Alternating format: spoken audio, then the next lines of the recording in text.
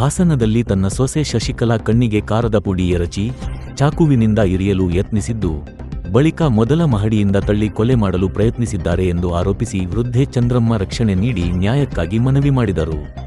ಪತ್ರಿಕಾಗೋಷ್ಠಿಯಲ್ಲಿ ಗುರುವಾರ ಚಂದ್ರಮ್ಮ ಹಾಗೂ ಅಟ್ರಾಸಿಟಿ ಸಮಿತಿ ಸದಸ್ಯ ಲಕ್ಷ್ಮೀಪತಿ ಮಾತನಾಡಿ, ಹಾಸನ ತಾಲೂಕಿನ ಗುಂಡೇಗೌಡನಕೊಪ್ಪಲು ಗ್ರಾಮದಲ್ಲಿ ಕಳೆದ 40 ವರ್ಷಗಳಿಂದ ವಾಸವಾಗಿದ್ದು, ತನಗೆ ಈಗ 70 ವರ್ಷ ವಯಸ್ಸಾಗಿದೆ ಎಂದು ತಿಳಿಸಿದರು. ಗಂಡ ಮೃತಪಟ್ಟ ನಂತರ ತಾವು ಮನೆಯ ಕೆಳ ಮಹಡಿಯಲ್ಲಿ ವಾಸವಾಗಿದ್ದು, ಮೊದಲ ಮಹಡಿಯಲ್ಲಿ ಪುತ್ರ ದಿನೇಶ್, ಅವರ ಪತ್ನಿ ಶಶಿಕಲಾ ಹಾಗೂ ಮಕ್ಕಳು ವಾಸಿಸುತ್ತಿದ್ದರು. ಜುಲೈ 15, 2026 ರಂದು ಪುತ್ರ ದಿನೇಶ್ ಅನುಮಾನಾಸ್ಪದವಾಗಿ ಮೃತಪಟ್ಟಿದ್ದು, ಮನೆಯ ಸಂಪೂರ್ಣ ದಾಖಲೆಗಳು ತಮ್ಮ ಹೆಸರಿನಲ್ಲಿವೆ ಎಂದು ಚಂದ್ರಮ್ಮ ಹೇಳಿದರು. ತಮ್ಮ ಪುತ್ರ ಮೃತಪಟ್ಟ 6 ದಿನಗಳ ಬಳಿಕ ರಾತ್ರಿ ವೇಳೆ ಸೊಸೆ ಶಶಿಕಲಾ ತಮ್ಮ ಕಣ್ಣಿಗೆ ಕಾರದ ಪುಡಿ ಎರಚಿ ಚಾಕುವಿನಿಂದ ಇರಿಯಲು ಯತ್ನಿಸಿದ್ದಾರೆ ಎಂದು ಚಂದ್ರಮ್ಮ ಆರೋಪಿಸಿದರು. ತಾವು ಜೋರಾಗಿ ಕೂಗಿದಾಗ ಶಶಿಕಲಾ ಅಲ್ಲಿಂದ ತೆರಳಿದ್ದಾರೆ ಎಂದು ತಿಳಿಸಿದರು. ಬಳಿಕ ಆಗಸ್ಟ್ 14 ರಂದು ರಾತ್ರಿ ಸುಮಾರು 9 ಗಂಟೆ ವೇಳೆಗೆ ಮನೆಯ ಮೊದಲ ಮಹಡಿಯಲ್ಲಿ ಶಬ್ದ ಕೇಳಿ ಅಲ್ಲಿಗೆ ತೆರಳಿದಾಗ ಶಶಿಕಲಾ ತಮ್ಮ ಕುತ್ತಿಗೆ ಹಿಸುಕಿ ಮೇಲಿನಿಂದ ತಳ್ಳಿ ಕೊಲೆ ಮಾಡಲು ಯತ್ನಿಸಿದ್ದಾರೆ ಎಂದು ಆರೋಪಿಸಿದರು. ಹೇಗೋ ತಪ್ಪಿಸಿಕೊಂಡು ಮನೆಯೊಳಗೆ ಸೇರಿ ಬಾಗಿಲು ಹಾಕಿಕೊಂಡು ರಕ್ಷಣೆ ಪಡೆದಿದ್ದಾಗಿ ಅವರು ಹೇಳಿದರು.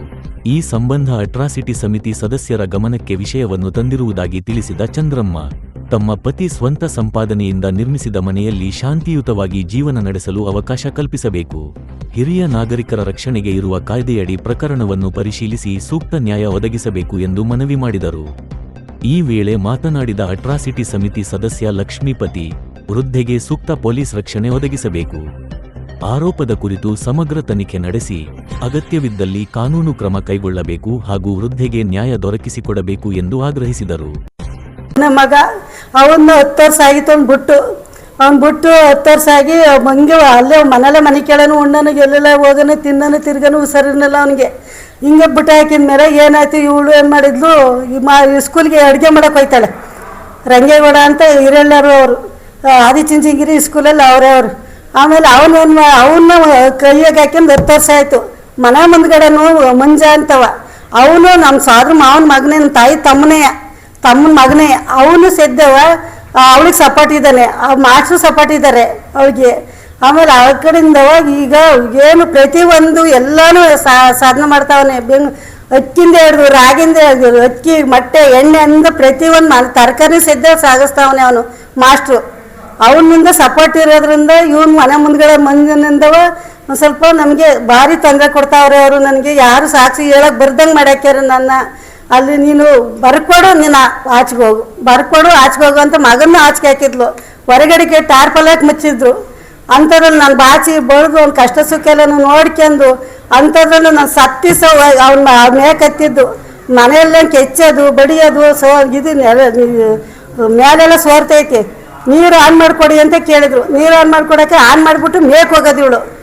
ಮೇಕ್ ಹೋಗ್ಬಿಟ್ಟು ಆನ್ ಮಾಡಿಬಿಟ್ಟು ಮೇಕ್ ಹೋಗ್ಬಿಟ್ಟು ಇದು ಮಾಡಿ ಅವಳೆ ಇದು ಮೋಟ್ರ್ ಆನ್ ಮಾಡಿಬಿಟ್ಟು ನಂದೆಲ್ಲ ಬಾರೆ ಕ್ಲೀನ್ ಮಾಡ್ಕೊತಾಳೆ, ಬ್ಯಾಡ್ರಿ ಬಿಡ್ತಾಳೆ, ಬಿದ್ದೋಗ್ಲಿ. ಮೊಮ್ಮಗಳು ಒಂದು ಹೆಣ್ಣು ಒಂದು ಗಂಡ ಐತಿ. ಅವ್ನ ಮಗನೂ ತೀರೋದು. ಈಗ 1 ತಿಂಗಳಾಯ್ತು ಮಗ ತೀರಾಗಿ. ಈಗ ತಿಂಗಳು ತಿಥಿ ಮಾಡಿದ್ಲು, ಅದಕ್ಕೂ ಕರೀನಿಲ್ಲ. ಸತ್ತಿಸ ಧೂಪ ಹಾಕಕ್ಕೆ ಕರೀನಿಲ್ಲ ನನ್ನನ್ನು, ಯಾವ ನಾಯಿ ಅನ್ನಲ್ಲ. ಹಿಂಗೆ ಮಾಡ್ಕೊಂಡು ನನ್ನನ್ನು ಮನೆ ಬರ್ಕೊಡ್ರಿ ಬರ್ಸ್ಕೊಳಕ್ಕಾಗಿ ಈ ಥರ ನನಗೆ ಕಿರುಕುಳ ಕೊಡ್ತಾವಳೆ.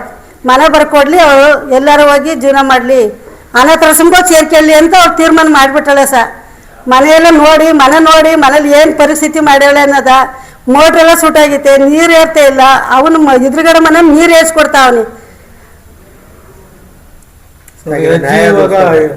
ನೋಡಿ, ಇದು ಅಜ್ಜಿಗೆ ಸಂಬಂಧಪಟ್ಟ ದಾಖಲಾತಿಗಳು.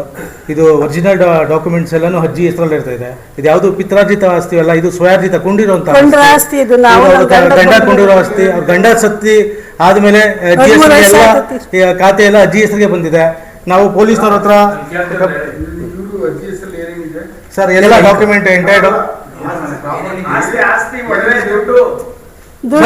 ಕಿತ್ಕೊಂಡಿದ್ದಾರೆ ಸರ್. ಮೊನ್ನೆ ನೂಕಕ್ಕೆ ಬಂದು ಗುಂಡು ತಾಲಿ ಎಲ್ಲ ಬಂದು ಒಂದು ಮನೆ ಕೆಳಗಡೆ ಗ್ರೌಂಡ್ ಫ್ಲೋರು, ಫಸ್ಟ್ ಫ್ಲೋರ್ ಅಲ್ಲಿ ಒಂದು ಎರಡು ಇದೆ. ಈಗ ಆ ಭಾಗದಲ್ಲಿ ಸೀಟ್ ಹಾಕಿದ್ದಾರೆ. ಮಗನಿಗೆ ಕಾಲಿಡ್ಕೊಂಡ ಮಗ ಬಂದು 5,000 ರೂಪಾಯಿ ಅಲ್ಲಿ ಬೆಲೆ ಬಾಳುತ್ತೆ ಸರ್ ಸ್ಕ್ವೇರ್ ಫೀಟ್. ಅದನ್ನ ಕಬಳಿಸೋ ಉದ್ದೇಶಕ್ಕೋಸ್ಕರ ಈ ಅಜ್ಜಿಗೆ ಬಹಳ ಹಿಂಸೆ ಕೊಡ್ತಾ ಇರೋದು. ಇವತ್ತು ಕಾನೂನು ಏನು ಹೇಳ್ತಾ ಇದ್ರೆ, ವಯಸ್ಸಾಗಿರೋರಿಗೆ ಪ್ರತಿ ಒಂದು ಡಿಪಾರ್ಟ್ಮೆಂಟ್ ಆಗ್ಬೋದು, ಎಲ್ಲರಿಗೂ ತಾಯ್ದಿರು ಅನ್ನೋದು ಇದ್ದೇ ಇರ್ತಾರೆ. ಆ ತಾಯ್ದಿರಿಗೆ ಒಂದು ಒಳ್ಳೇದಾಗಬೇಕು, ಒಳ್ಳೇದು ಅನುಕೂಲ ಆಗಬೇಕು ಅಂತ ಎಲ್ಲ ಬಯಸ್ತಾರೆ. ಸಾರ್ವಜನಿಕ ಆಗ್ಬೋದು, ಡಿಪಾರ್ಟ್ಮೆಂಟ್ ಅಲ್ಲಿ ಇರೋರಾಗ್ಬೋದು, ಎಲ್ಲ ಗಣ್ಯ ವ್ಯಕ್ತಿ ಆಗ್ಬೋದು.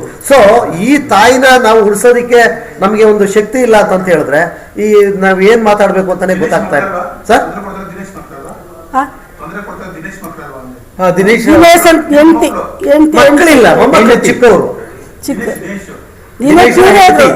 ಹೆಂಡತಿ ಅವಳೇ ಭರಿಸ್ಕೊಳಕ್ಕಾಗಿ ಇಷ್ಟವರು ಹೋರಾಡ್ತಾವಳೆ. ದಿನೇಶ ಮಗ ದಿನೇಶ್ 1.5 ಮಂತ್ ಆಗಿದೆ ಸರ್. ದಿನೇಶ್ ತೀರೋಗ 1.5 ಮಂತ್ ಆಗಿದೆ. ಆ 1.5 ಮಂತ್ ಅದು ಹೇಗ್ ಸತ್ತ ಅಂತ ಅಜ್ಜಿಗೂ ಗೊತ್ತಿಲ್ಲ. ಯಾಕಂದ್ರೆ ಅಜ್ಜಿ ಮನೆ ಮೇಲ್ಗಡೆನೆ ಟಾರ್ಪಲ್ ಉತ್ಸಿ ಮಲಗಿಸಿ ಸಾಯಿಸಿದಾರೆ. ನಾನೇ ಬಾಚಿ ಬಳ್ದೆ, ಯಾಕಪ್ಪ ಸುಳ್ಳು ಹೇಳೋಣ, ನಾನೇ ಬಾಚಿ ಬಳ್ದೆ, ಅವಳು ಒಂದೊಟ್ಟು ನೀರ್ನು ಕೊಡ್ಲಿಲ್ಲ. ನಾನೇ ಒಂದು ಉಚ್ಚೆ ಏಲು ಎಲ್ಲ ಬಾಚಿ ಮಾಡಿ ನಾನು ಬಾಯಿ. ಅಜ್ಜಿ ಉದ್ದೇಶ ಏನ್ ಸಾರ್ ಅಂತಂದ್ರೆ, ಈ ಮಗ ಸತ್ತೋಗಿದ್ದಾನೆ. ಈ ಮಗ ಸತ್ತೋದಾದ್ಮೇಲೆ ಬೇರೆ ವ್ಯಕ್ತಿಗಳು